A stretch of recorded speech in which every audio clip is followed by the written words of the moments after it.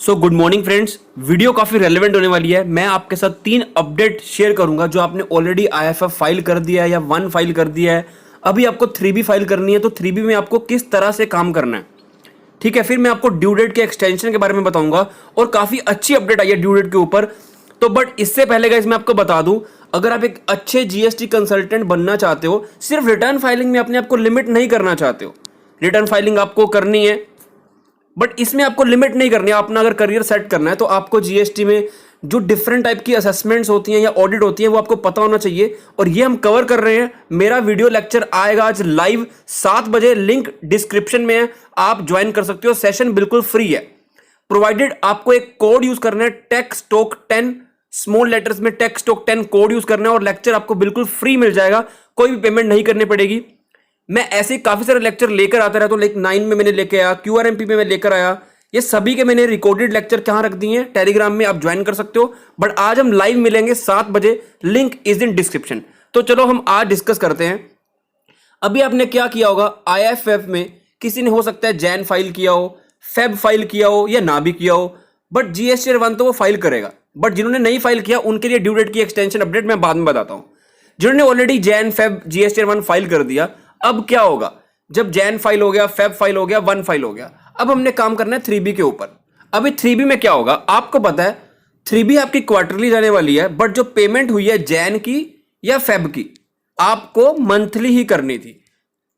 By which option, अगर आप self assessment method use कर रहे हो तो अकॉर्डिंगली सेल्फ असेसमेंट मेथड पे टिक करना था। 35% चलान वाला ऑप्शन यूज कर रहे हो तो वो टिक करना था।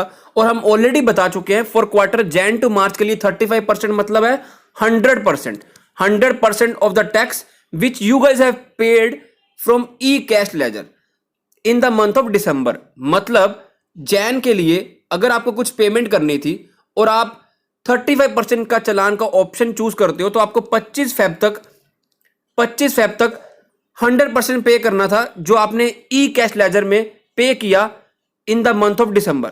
कहने की बात क्या है, क्योंकि जैन और मार्च के लिए 35% का कोई मतलब नहीं बनता। अगर कोई फॉर एग्जांपल मैं अप्रैल टू जून क्वार्टर की बात करता हूं तो उसमें मतलब बनता है 35% का, कि मतलब अगर मैं अप्रैल टू जून 21 की बात करता हूं तो इसके लिए अगर आपको 35% देखना है तो हमें देखना पड़ेगा जैन टू मार्च की 3B में टोटल 3 महीने के बाद एट द एंड हमने कितना पे किया कैश में हमने कितना पे किया, उसका 35% हम अप्रैल टू जून के लिए कर लेंगे। मतलब अप्रैल में हम उतना पे कर देंगे 35%। अप्रैल का मतलब 25 मई तक हम चलान बना देंगे, चलान क्रिएट कर देंगे और 35% वाला ऑप्शन ले लेंगे।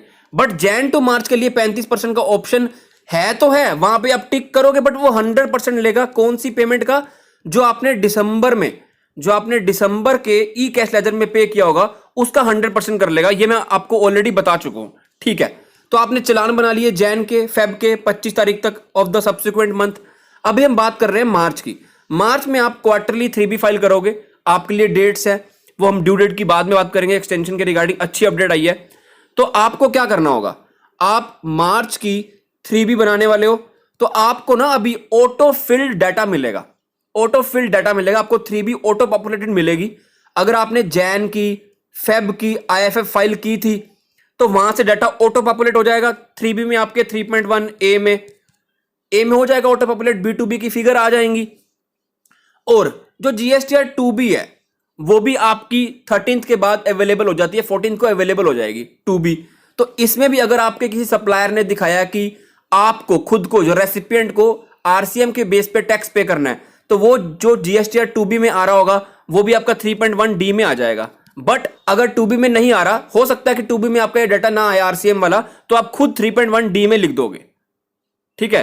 तो आपको फिगर्स कहां से मिलेंगी, 3.1A में आपको IFF से मिलेंगे, जैन और फेब की, और जो मार्च की आपने 1 फाइल की है वहां से मिलेगा।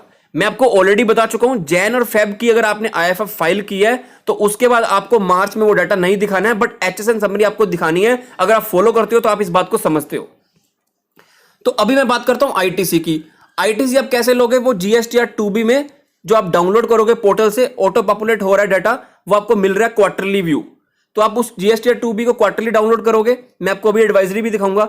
तो वो डाटा आईटीसी आपका एज अवेलेबल और नॉट अवेलेबल आपको 3B में ऑटो पॉपुलेटेड मिल रहा है। तो मतलब 3B में जो फिगर आ रही होंगी वो ऑटो पॉपुलेट वहां पे फिगर्स आ रही हैं, बट आप उसको चाहो तो 5% चेंज कर सकते हो, क्योंकि आपको पता है जितना इनवॉइस पे जितना आईटीसी आपको दिख रहा है उसका 5% आप एक्स्ट्रा क्लेम कर सकते हो। तो वो फिगर्स बस रेड मार्क नहीं होंगी तो वो कोई भी आपको एरर नहीं दिखाएगा, बट अगर रेड मार्क होगा एरर दिखाएगा, बट आप फिर भी फाइल कर सकते हो। बट आपको पता होना चाहिए कि आप क्यों फाइल कर रहे हो, कि आप आईटीसी अभी क्लेम कर रहे हो क्योंकि वो पिछले महीने दिखा था आपने क्लेम नहीं किया था, तो वो ये रीजन हो सकते हैं। तो वो आपको नोट करके रखना है, बिकॉज आपको वो नोटिस आ सकता है। तो चलो हम एडवाइजरी पे चलते हैं, बट उससे पहले मैं आपको बता देता हूं ड्यू डेट एक्सटेंशन के ऊपर कि क्या अपडेट है। लेटेस्ट अपडेट है guys, in March the GST returns were to be filed for small and medium enterprises. I am requesting the Honorable Prime Minister to extend this by 3 months. We have speeded up vaccination and the vaccination coverage will have to be increased. This will prevent the third wave of COVID.